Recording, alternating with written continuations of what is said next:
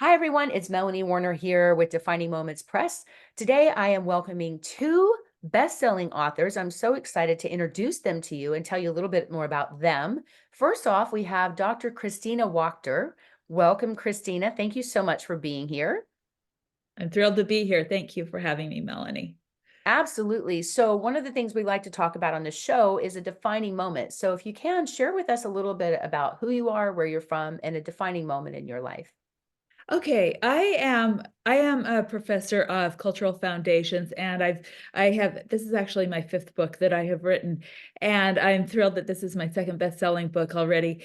And this Oh, is I have to say, it's your second best-selling book in the last week, by the way. That is pretty cool. You had a Thank you. best-selling book last week, and now you have a best-selling book this week. You are on fire, girl. Okay, Yeah. go on. Yes, and I'm on fire because it's so important. And what I've done in my research over the last several decades, and what I have done in traveling the world and interviewing experts throughout the world, is finding that there's a huge cultural divide that is separating people, and it's costing people billions of dollars every single year. I mean, when you don't know how to navigate diverse settings and you don't know how to get into um, a different terrain, it's going to cost you, your organization, a lot of money, and it's tremendous and it's problematic, and it's disruptive to the whole globalization process that we are under in our business world today. And so, what I want to do is connect people through cultural bridges, and I've developed through my research, my interviews, and my experience in teaching across the world. I have developed a four-step toolkit that teaches people how to bridge the cultural gap so that they may survive and thrive in any context. I love that because we've all heard the term culture shock, right? And there's different methodologies and when you start to define culture, right? Like people could say, oh, culture is from when you go from one area to another or you go to a new country. Like I remember the first time I ever went to a foreign country and everywhere around me it was a foreign language, like the signs and the way people spoke. And I felt so far out of my comfort zone that I just thrived and loved it. Like it was so much fun. And I was in France. And after a few weeks, like the voices in my head started to have a French accent, right? I was starting to learn that I was adapting very quickly to this environment. And so when you get dropped into another space where there's a completely different culture, that's one option, like a country, for example. We also have a definition of culture of how the workforce and how you see your business. What is your internal culture as a CEO of your organization?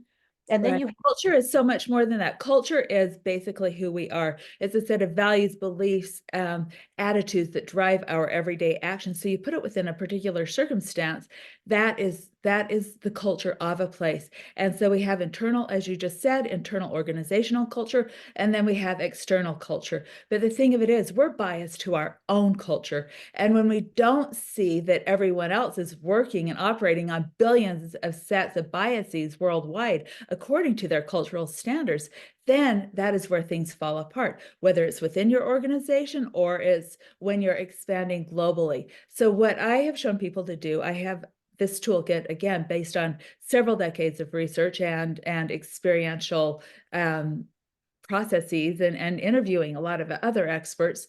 I've developed something that shows you how to start where you are with your own cultural biases in hands, recognizing, yeah, you're going to have culture shock, but this is how I'm going to deal with it. This is how I can adapt. This is how I can engage. This is how I can make connection so that I have a success, so that when we're dealing with global business expansion, it builds our company, it builds our personnel, we have employee engagement, and we succeed as an organization and personally, which matters a lot in terms of keeping people on board. absolutely, because anything, I mean, there's so much culture in an organization, like you said, internally and externally. If, all of us, that have a business, any type, even if you're a small business, now you have an opportunity to be a global business. It's one thing the pandemic did is it brought the whole world together. So even if you were like a local yokel, you can become this global business in a matter of months, like it's just connecting with people in different cultures. And I love there was a story in your book that cracked me up about there was an executive who worked for UPS, one of the top 5 companies in the world. And it was all about going to different cultures, going to different countries, setting up new systems, operations. and he goes over to China and doesn't understand their culture and is drinking this tea, right? And has no idea how big, drinking tea, what that means in China, because he wasn't educated on that. His company thought, oh, we're going to get him a translator, we're going to send him over there to do business. But he had no idea that within a few minutes he just downed $300,000 worth of tea. Yeah, 15 minutes, he knocked back $300,000 worth of tea. And it was beyond that. He also talked about the power dynamics that he did not know and he didn't understand. But going into this, had he had the information, he worked through it and negotiated it in the long run, but he lost a lot of time and it damaged his credibility to a certain extent. So he was going, it was two steps, one step forward, two steps back, when he could have gotten into the situation had he, as I say, be in the know when you go.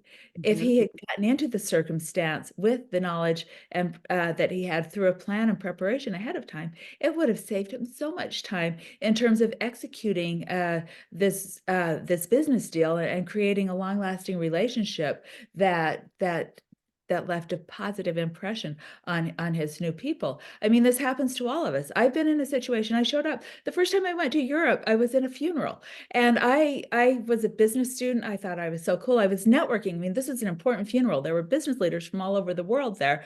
Plus my husband, well, not my husband, he was my boyfriend there. I was meeting some of his family there for the first time. So the stakes were really high. So I put on, it was the 90s. I had my power suit, shoulder pads, big buttons, and I was dressed in, business formal attire, and I thought I was good to go. I show up, I'm wearing a garnet red color suit. Everyone else is black and brown. I stood out like a sore thumb. I stood out like a sore thumb in the pictures, and I did not belong. And when you don't belong, you feel alienated, and Oh then my you gosh, shut down and you absolutely. want to flee. And the same thing happened to me. So I went to India recently and I spoke at a very sacred event that we partnered with the government. There were a few people that were brought over as international speakers, and we were literally treated like rock stars. Like we were put up on, in the front of this ashram, there were political figures and Bollywood people speaking, and yet all the people that were there were 700,000 people live at this event. It was amazing. And we had a speaker who is a woman who got up and she was wearing this bright red dress. She was not covered at all. She was not modest. She had her sleeves, her arms were exposed, her chest was kind of exposed, and there was this guy going ballistic when she was speaking, and it was just so, to them, they were so offended. But here's an ashram where you've got men and women that are married sitting on separate sides because they're so strict about being sacred, not even holding hands in there. So like she didn't get the memo, like, hey, you can't show up in somebody else's country and dress in this bright red flashy dress and like not expect backlash. And it was so, the backlash was so strong, to be honest. Like the police came over after we spoke and they started rushing us out of there and they said, you have to get out of here now. Like we can't protect you. Your lives are at stake, because there were people that are so angry about this. And I thought, oh my gosh, who would have thought by just what you wear can literally create a riot? And when you've got hundreds of thousands of people coming at you, you don't know if they're friend or foe. Yeah. And you Well, definitely needless to don't say, want to offend people, right? And you're like, whoa, I didn't mean to, yeah, my red suit was totally modest. Let me just say that. It was a yeah. power suit. It was a business suit. I was But not like you doing said, what your person did. But the thing of it is, I mean, fast forward 25 plus years. And I just this past summer, I was doing consulting for one of the international business leaders in the UK that I met initially at this funeral. So I learned from my mistakes, and that's what we do. You own them, you learn. But the process that I have developed in the meantime, between when I was doing the consulting thing and when I showed up in the garnet colored suit when everyone else was wearing black and brown, was huge. And that is a process that I have put into this book. And you narrow it down to 4 steps. It's 4 easy steps. It's a toolkit that starts where you are, looks at your objectives. You start with yourself. You look at the people in place. You go for impact and immersion, and then you take it to the next level. Now those are the 4 steps. The SPIN, SPIN is my acronym, and you can execute yourself, your agenda, your itinerary. You are there, you are engaged, you show respect, and you build this cultural bridge with the foundations of trust, dignity, and respect. And that creates this bridge of long-lasting, profitable relationships. And you can do that within an organization as well. You can take this model and use it internally, and you can use it externally. And it doesn't matter the size of your organization, because no matter where you go or what you do, you're going to be dealing with culture clash. And Oh, the thing is absolutely. take the clash out of it and have it be a coming together of human connection. And I say by doing so, you discover the human side of business. And that's where the power is. That is where you accelerate profits in diverse settings. Absolutely. We are in a relationship industry, a relationship business, a relationship world. It's about that connection that's so important. And one of the greatest ways you can build connection is to understand the culture of where you're going and be educated on that before you get there. Yes. So tell us about a little bit about your book. What's the name of your book and who's it for? Okay, my book is called Culture Spin, your four-step toolkit to excuse me, to global leadership and cross-culture success. And yes, there it is. Melanie's got it on her screen. Thank you. And it is something that is targeted for actually anyone who wants to I tailor it in my business to your personal needs. That's one of the things that sets my business apart. It is a bespoke, tailored method. So I come to you, I meet you where you are, but it's for business people who are expanding globally, who are working globally, or who are a manager in the US who may not even be going somewhere globally, but may be working with personnel in another country. You need to understand how to meet them. I have another great story from someone I interviewed in the book, and he talks about a manager in the US who was interviewing someone in Japan, giving her a personal evaluation. And he gave her a terrible evaluation, but she was doing a great job, this manager was. But he just didn't see that her Japanese way of acting was very different than what he expected to see from his US bias in terms of how a manager should act. She was very effective, she was very strong, but he was going from his own cultural bias and perspective.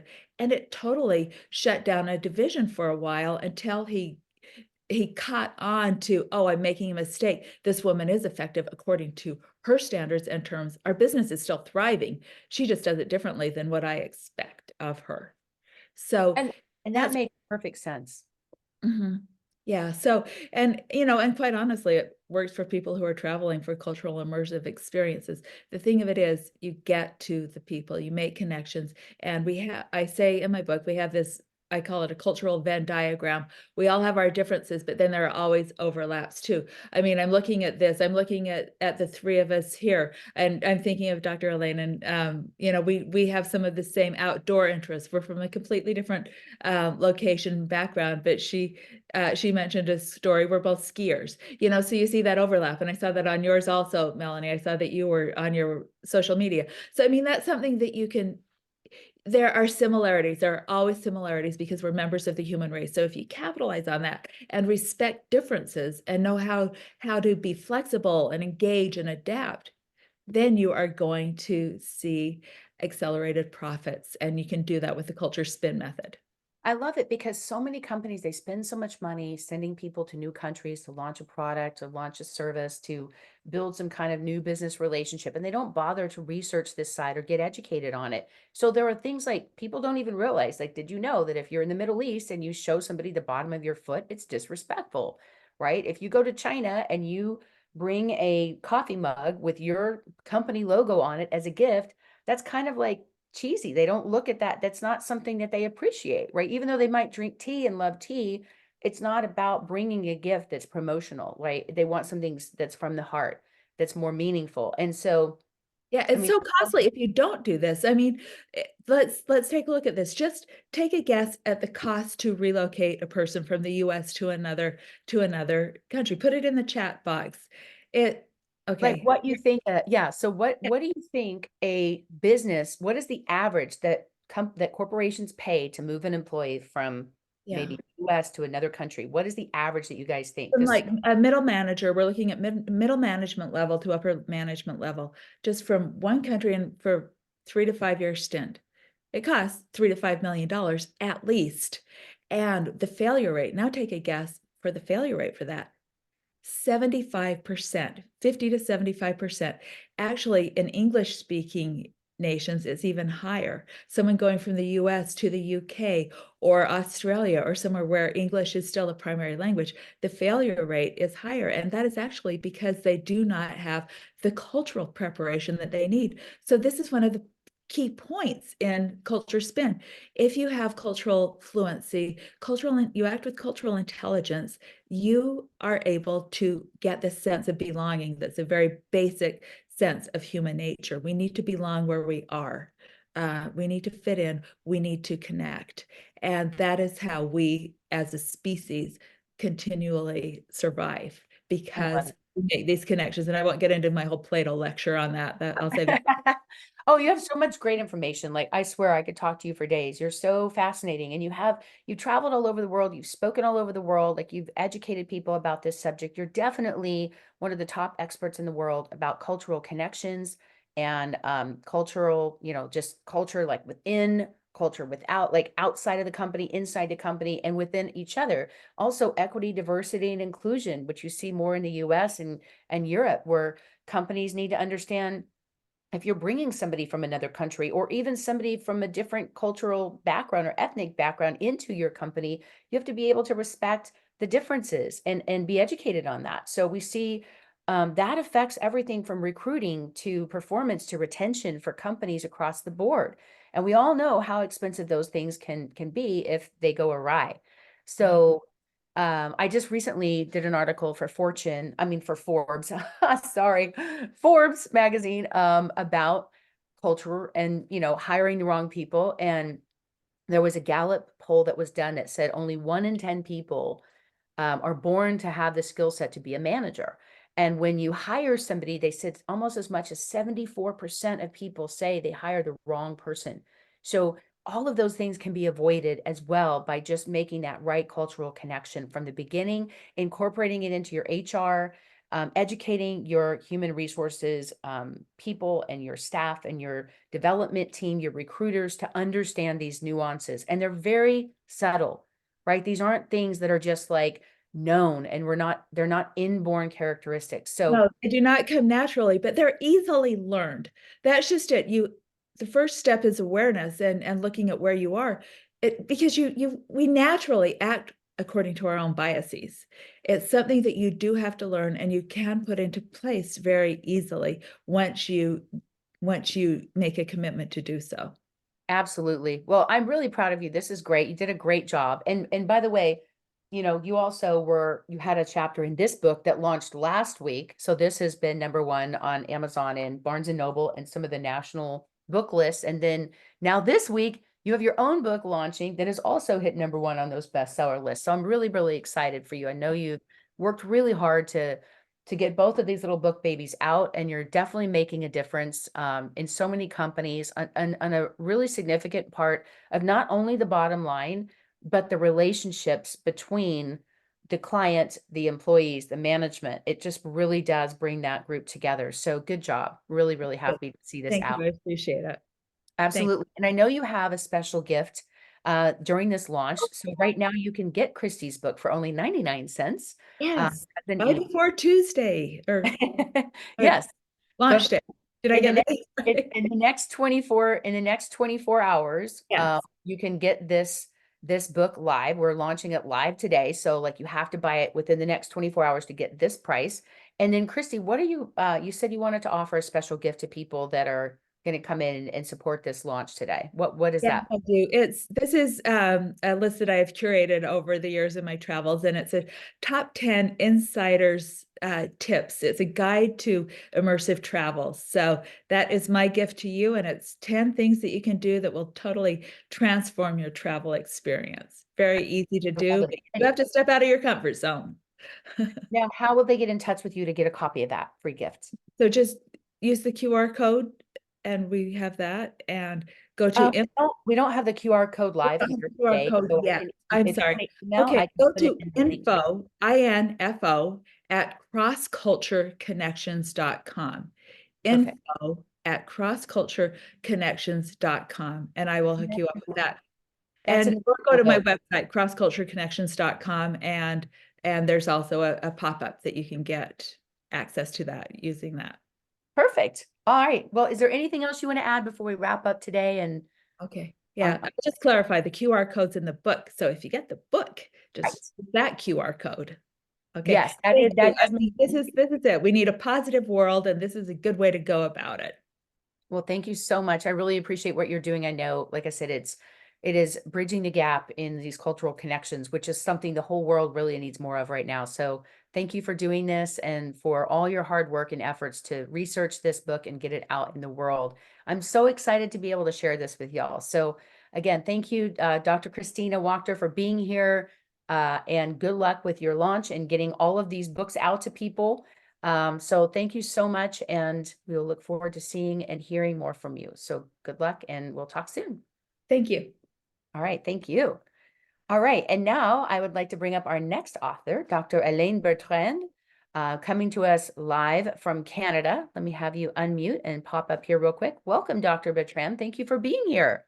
Well, thank you for having me, Melanie. I'm just proud to have these two women with us today that are both doctors in different ways. So this is exciting. I love seeing women and girl power take off and do incredible things in the world. So tell us a little bit about your background. I can see your white coat here. If you could share like a defining moment in your life and kind of what brought you here today. Well, I'd been a doctor for 37 years with severe low back pain. And I was going to a conference with a friend of mine, Mary Ellen, and he was a sports medicine specialist. And as I was sitting down, my back pain just got me. And I said, "Oh, my sacroiliac joints are killing me." And he says, "Oh, come and see me. I'll do prolotherapy on you." I said, "Prolo, what?" And he essentially, I went to his house and for 3 months in a row, and he did prolotherapy on me. And after 3 months, the back pain was gone. I didn't feel any pain for over a year. And I was so excited. And so I started sending him a whole bunch of patients, and they would come back, "Oh, I feel so much better," and so on. And 6 months later, he told me that he was retiring. I said, you can't do this to me. What am I going to do with all these people who are suffering?" And he said, "Oh, I'll teach you." And so every Friday, he would come to my office because I wasn't working on Fridays. He'd come to my office and we'd see maybe between 6 and 10 patients with everything, all kinds of joint pains and muscle pains, like um, anything from pain in the neck to pain in the feet. And we used this prolotherapy treatment, and the pain went away. And so I decided at that point to do some research on prolotherapy, simply because there was very, very little research being done. And I started to do this research, and I tested it on people who had sore shoulders. Uh, they call it rotator cuff tendinopathy. Anyway, so I did that, and I compared it to what happens to people who go to just physiotherapy and people who get prolotherapy. And the difference was amazing. I mean, the people who had the prolotherapy were twice as able to move and had half or no pain at all. And so I started to just concentrate on people who had pain. And I went to all kinds of meetings. I joined the Canadian Association for Orthopedic Medicine, the American Association for Orthopedic Medicine, which is what that is.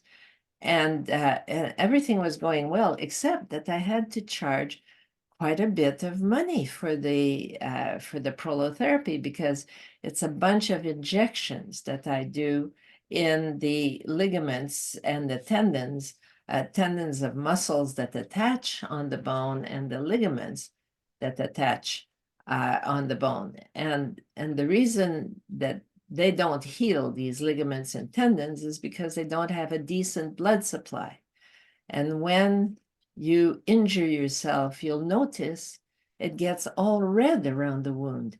And it gets red because you're growing new blood vessels. You're using inflammation to grow new blood vessels to bring the repair cells where they're needed.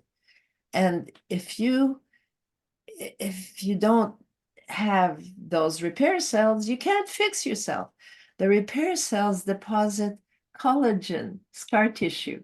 But that's So, what, so flash forward yeah. from that, doing prolotherapy, how did you evolve into getting this book and coming up with some of the therapies that you have right now?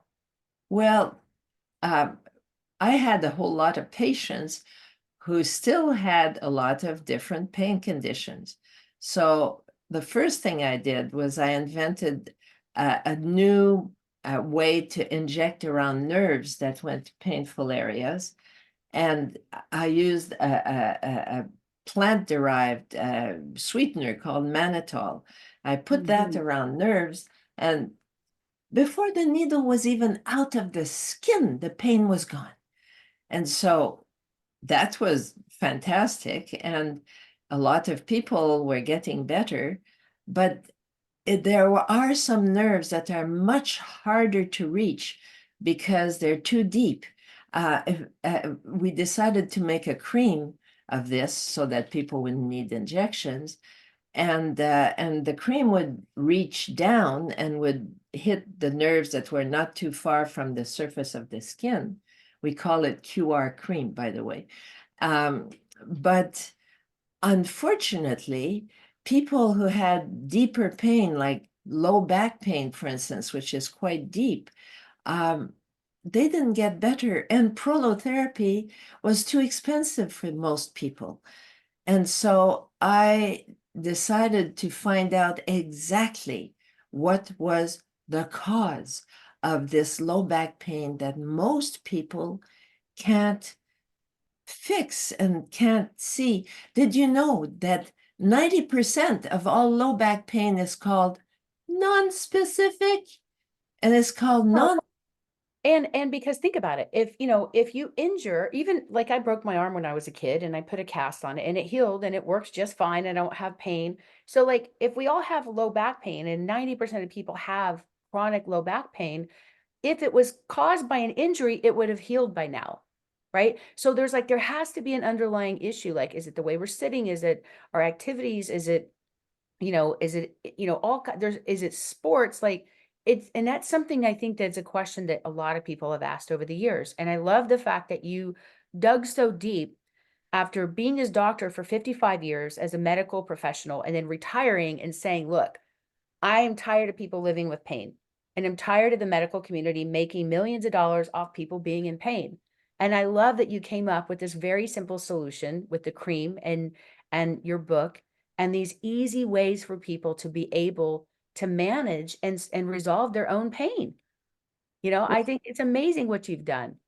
Well, the thing is that I was ticked off by this non-specific because it means nothing. It means we don't know. And if you've got non-specific pain, the treatment's going to be non-specific.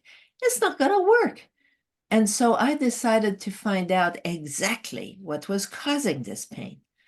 And the main cause of low back pain in humans does not come from your spine.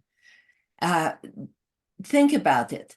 All the other animals in the world, all the other animals, put more than half their weight on their forepaws. We put all our weight on our pelvic bones. But why would pain where the bones attach is where there is the most stressed joints in the whole body. So why would that joint not be found as the cause of low back pain? Well, it turns out that our hip joints are also in our pelvic bones. So every step we take jolts that joint that attaches the pelvic bones to the base of the spine. And because of that, that joint is a shock absorber. So instead of being smooth like every other joint in the body, it's full of bumps and hollows because it has to absorb the shock. And because of that, it is invisible to X-rays, CT scans, or MRIs. And because it is invisible, that pain is non-specific. And because it's non-specific, there's no specific way of fixing it. So what I did was I invented a way to examine that joint that allows you to find out exactly how much it's displaced and in what direction. And once you know that, the treatment becomes obvious. And I love this treatment. This is a special this is like not a prototype. This is a special modality that you teach, and it can literally be managed and corrected in 2 minutes if you know what to do. So one of the gifts that you're offering today during the launch is this opportunity to get this video and be able to see exactly what you need to do to end your low back pain, how you can manage it forever, right? No matter how old you are, no matter what you've been through. I love the fact that you and your husband are both in your 80s and you still go snow skiing and you climb mountains and you're physically active and you do all these amazing things and you travel the world because you're living this life without pain, right? Without, even though you had chronic pain, you found a solution without surgery, without like prescription medications that can become addictive, like no opioids, nothing that's like addictive, no chemicals. I love the fact that you have these products. You have the pain cream, and then you have this video that you're going to give to people today as a special gift. So if you want to know what that secret is, then what's the best way for them to get in touch with you, Dr. Bertrand?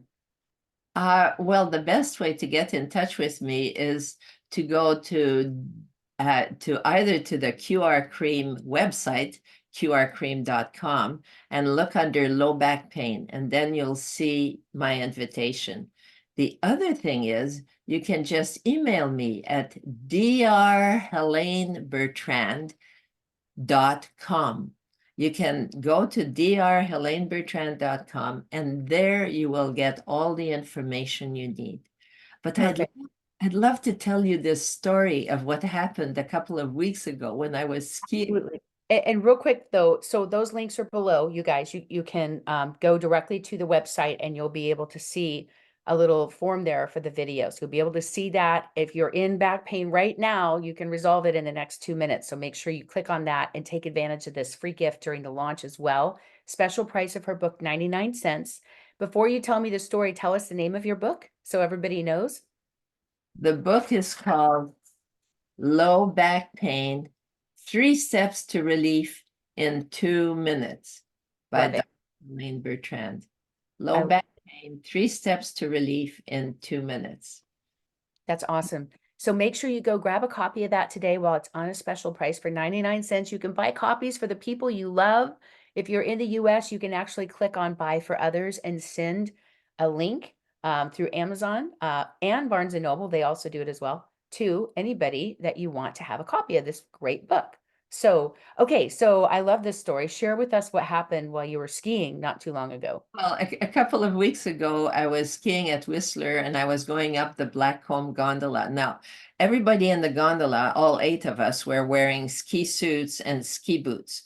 And the guy across from me, when I told him I'd just written this book, the guy across from me said, "Oh, I've had 4 years of awful low back pain and nothing works." And I said, "Let me have a look at you." So right there in the gondola, I examined him, and sure enough, his pelvic bones were totally displaced. And I said, okay, this is the exercise you need to do. It's going to take only 2 minutes. So right then and there on the floor of the gondola with 6 other people in ski boots, sort of pushing their boots away so he could get on the floor and do the exercise, he does the 2-minute exercise. And then he gets up and he says, "Oh, my pain is gone." And he's just so thrilled.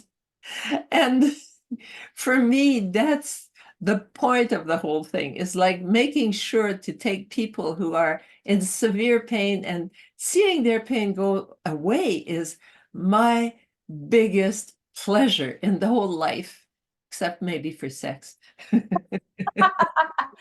I love it. I love that you're so real and authentic, and you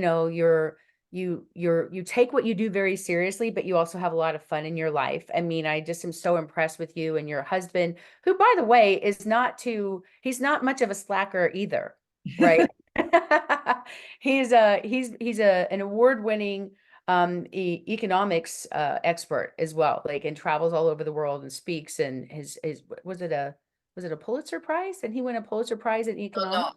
but he's among the 10 most cited economists in the whole world. I mean, he's got 15,000 citations, and he's written 16 books, and he's amazing.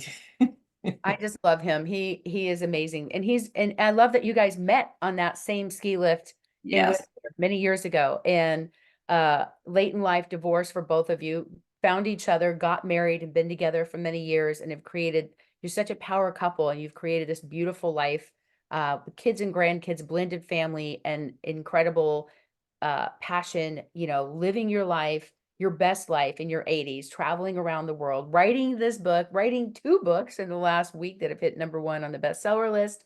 I mean, you're just a living example of what quality of life looks like when you don't have to live with pain in your body. So that's awesome. Thank you so much for being here. Is there anything else that you want to wrap up today before we finish up our book launch? No, but I'd like to tell everybody to enjoy every minute of your life, because you don't know how many minutes you've got. That's true. Great way to end this. By the way, if you are interested in writing a book or contributing to one of our books, we do a lot of collaboration books as well, Defining Moments Press, and we can also help you get your own book out of your head and your heart, and into the hands of people who want them, just like we are connecting you guys with doctors, both of our doctors today, Dr. Kristina and Dr. Helene. So if you'd like more information on that, you can go to our website, mydefiningmoments.com. If you'd like more information about our book, which also features these 2 wonderful ladies, it's called Unexpected Leader. You can get it where all books are sold. And right now they both are launching their ebooks, so you can get those for 99 cents in the next 24 hours during the launch, along with their special gifts. So if you happen to be watching this back later, I can just say, full disclosure, the pricing may be different for everything, but take advantage of it now and get a few extra copies for people that you know and love, and send them out. So again, thank you ladies both for being here. Thank you to our viewers and audience and readers. And please remember to take these books. If you are happy with the book, or you get a copy of the book, we would love for you to go post an honest review, just to share your experience with others who are thinking about getting a book as well, and supporting these amazing authors. Ladies, thank you both so much for being here. Dr. Helene, Dr. Kristina, best of luck to you on your book releases. And I know this is like giving birth to these little book babies, and they're going all over the world, and they're going to make such an impact and a difference on so many people. So thank you for finishing them, and for putting so much of your sweat equity and heart and passion into these books for all of us. And so grateful for both of you. All right, everyone, take care, and we'll see you next time. Bye, everybody.